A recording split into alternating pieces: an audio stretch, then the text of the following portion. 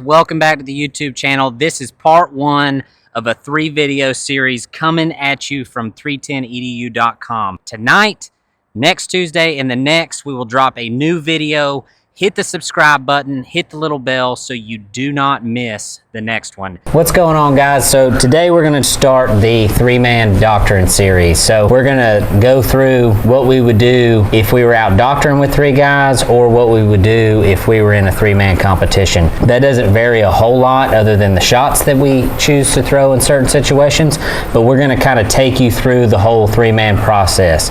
So we're just going to go down the list through a 3-man run and talk about what we think are the highlights of the 3-man run and what you need to be paying attention to if you're a header, if you're a healer, if you're a blocker, if you're the ground man, what you can do to help the ground man if you're a header or healer. We're going to walk you through all those things and kind of break down the whole 3-man doctrine here in this series of videos. Let's talk about approaching the herd. Whether you're in a 3-man situation outside, and then we'll talk about competition setting, what you're looking for, what you want your team to be doing when you approach the herd. Right. Well, I guess for me personally, if I'm outside doctoring, I'm going to more or less be looking at the terrain we're on. What can help me set up to have the advantage? Most of the time, the calf's going to have the advantage when it comes to the terrain and where you're at. So I usually try to kind of survey where we're at to set up the shot to where I have the advantage, not the calf. That could mean a lot of different things. That could mean, you know, a draw that you go up, a fence that you bounce off of, a corner. Like a choke point or something? Yeah, like anything really. The main thing is if I'm in the trees, I'm going to try to take them away from the trees. If I'm in a herd, I may try to take them out away from the herd. There's several different techniques. You can sort them out and line them out away from the herd. I know I've learned to take them out of the herd a little ways and then let them run back to the herd. They'll usually run straighter that way.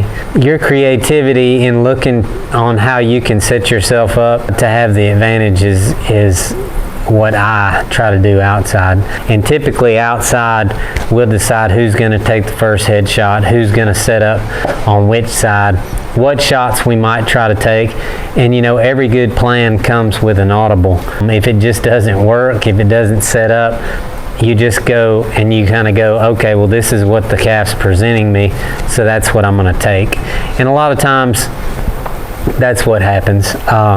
You just kind of adjust to fit the situation in order to get the calf roped. So before I approach the herd, that's what we do in a competition is we'll get with the other 2 guys and visit and figure out who wants what who's going to do what, and then either execute the plan or adjust to fit the situation and kind of get audible on the fly.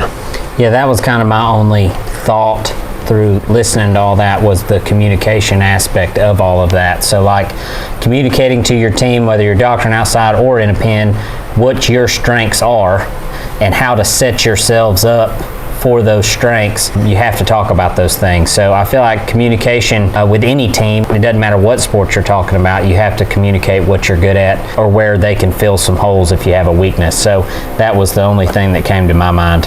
310edu is a collection of instructional videos designed to further your skills in horsemanship, stockmanship, and ranch roping, whether you're beginner, intermediate, or advanced. We offer the best, most in-depth roping shot instructionals on the internet. Our goal with our instructional content is to help you further your skills the best we can. I personally credit a huge portion of my success to the ability to analyze and break down my good shots along with my bad shots. We want to share this breakdown process with you in the hopes you'll learn as much from the footage as we have.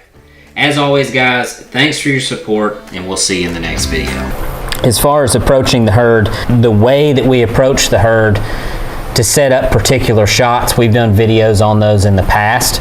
and we might touch on that a little bit. We're more or less talking from a standpoint of giving yourself the advantage. So depending on what shot you throw, we'll explain the position that you need to be in to get that calf to do what you want it to do. But right now we're just talking about communicating with the guys that you're working with, so everybody knows, or everybody can kind of be on the same page to make everything be at least a little smoother.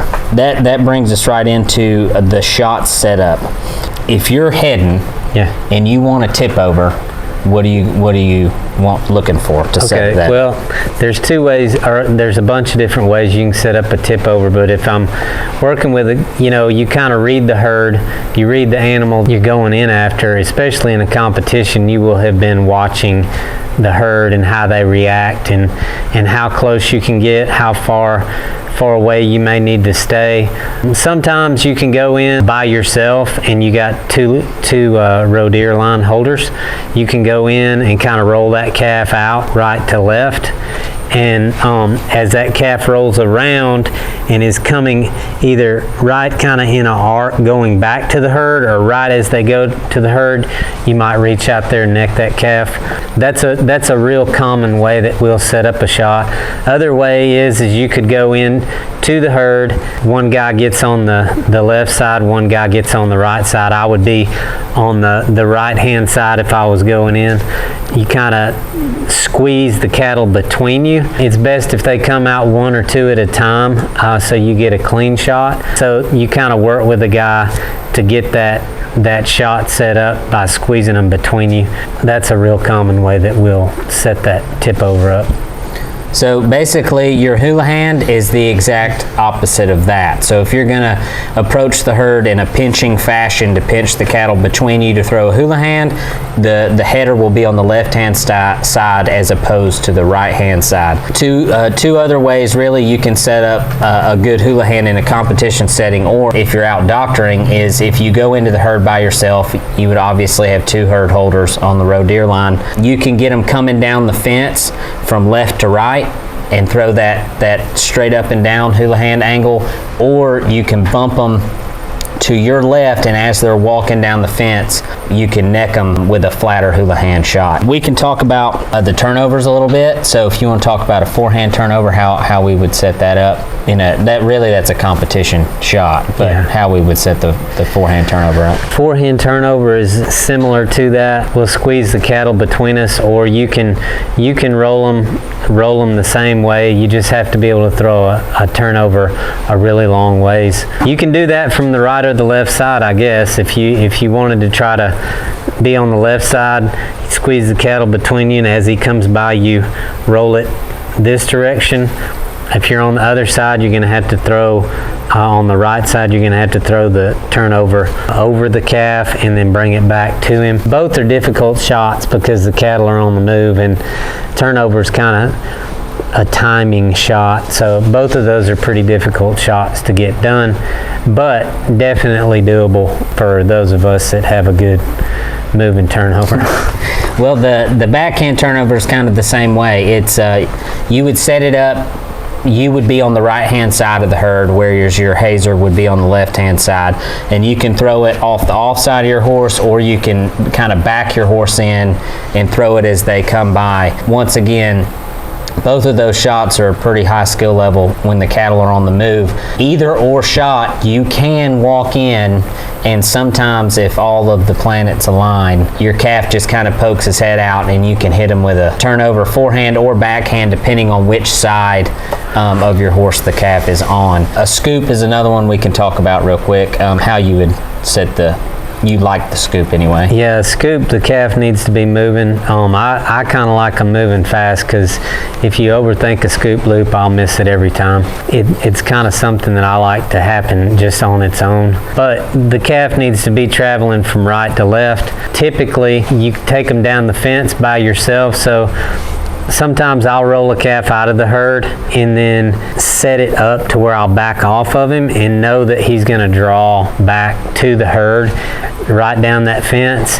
And it's kind of, you just set it up. You push him down the fence to the right and then back up out of his flight zone, swinging scoop, and then as he comes by, just lay it on him. And That or, you know, if you've got an animal that is real flighty, they run out of the herd and you just bring them back to the herd.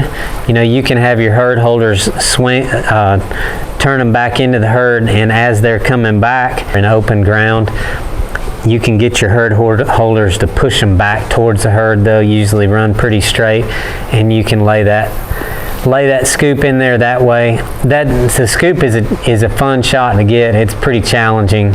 It doesn't seem like it'd be as hard a shot as it is. Timing on that thing's got to be just right. So anyways, that's why it's a 9-point shot. But yeah, really what we're talking about here for the most part is setting yourself up for success. So you're using the team that you have to create a situation where you can throw a high point shot or a high percentage shot to get the job done. How you do that depends mostly on the cattle. So if you're walking into an arena for a competition setting and you've watched the cattle and they're real flighty, approaching them with 2 guys might be better, give you a better opportunity than just walking in by yourself. But if they're just kind of standing quiet along the fence there as a herd, and you can slip in and get a long shot or set yourself up something, and those guys can hold the herd line, that's kind of the idea. So reading your calf is really reading the herd is a huge part of all of this. So if that's setting up headshots, from there, let's talk about the blocker. So let's talk about the guy hazing for you. Not necessarily a herd holder, but if you're going to go in with one other person to set the calf up between you, what are you looking for from that guy to help you out? Well, for me, I'm roping, so I don't need to do any more blocking than is just totally necessary. So I try to set myself up to be stationary, to where if I'm in a corner, the cattle can't come behind me, but I still got space enough for my loop. So that gets me out off the cattle. The guy who's hazing for me or helping me set up the shot needs to come in. He needs to try to control the speed of the cattle that they leave by not doing it too fast. And if he's able, try to set up the cattle coming out one at a time, or at least stagger them to where I can get a clean shot. That being said, a lot of times if a guy gets to working too tight or cutting too fast, like one comes out and he squeezes between you and then you block another one, they'll start kind of rolling around and they're getting bothered because they couldn't get out. So kind of being real quiet in how you stagger those cattle coming out is pretty important. And then for me, my job, that's his job. My job is to try to get the calf roped. So. Yeah. One thing you can do as a blocker or a hazer is you can, as that calf comes out of the herd, let's say you're pointed at the herd, and there's a pretty good gap between you and your header. As that calf comes out, if you roll your horse, turn your horse with the calf, it kind of, at least at the minimum, blocks that calf from drifting towards you, and in best case scenario, pushes the calf towards the header. Now, it is important to communicate that you're going to do, whether you're going to do that or not going to do it beforehand, because if he's expecting you to roll, he's going to expect that calf to push a little towards him. If you don't roll, the calf could roll right around your horse and drift away from the header, which if you're not ready for that, it'll be a heartbreaking moment. Either one, you can't reach the calf if you don't roll. If you do roll and the guy doesn't know it, you'll throw over the calf because he stayed too tight. Your main goal is to keep that calf straight. And so you'll know if you're off, because if you roll too early, the calf will go back. If you roll too late, it really won't affect him. So you want to kind of roll right behind his shoulder, right on his drive line as he comes through.